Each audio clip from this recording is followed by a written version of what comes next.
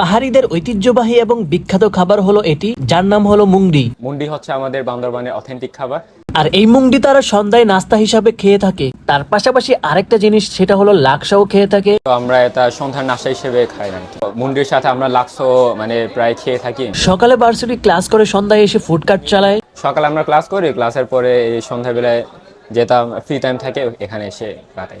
তো ঢাকায় আমরা মানে এসে বান্দরবানের কোনো খাবার মানে বলতে গেলে পাওয়া যাইতেছে না। মানে সন্ধ্যার খাবারটা আমরা প্রতিদিন খাই, তো পাওয়া না যাওয়ার কারণে মানে এখানে আমরা বান্দরবানের খাবারটা ঢাকায় পরিবেশন করতে চাই। ভাবছিলাম যে মানে বান্দরবানের খাবার অত চলবে না, কিন্তু এখানে ঢাকার লোকরা মানে বান্দরবানের খাবার অনেক ভালোই পছন্দ করতেছে, মানে খাবার থেকে অনেক বেশি পছন্দ করে। তো বেসিক্যালি আমরা মুন্ডি বানাই আপনার রাইস নুডলস সাথে, মানে রাইস নুডলস যাবে, রাইস নুডলস সাথে আমরা বিভিন্ন স্পাইসিস, ব্ল্যাক পেপার, তারপর মরিচের গুঁড়া, ওগুলা দিয়ে আমরা একটা চিকেন ব্রথ যাবে, ঝোল ঝোল দিয়ে আমরা মিক্স করে ওগুলা খাই, মানে ওগুলা বানানো হয় আর কি। তো আমি নিয়েছি চিকেন লাকসাও এবং মুংডি। প্রথমে ট্রাই করব চিকেন লাকসাও, আর এটার দাম হচ্ছে 120 টাকা। তো ট্রাই করে দেখা যাক এটার টেস্ট কেমন।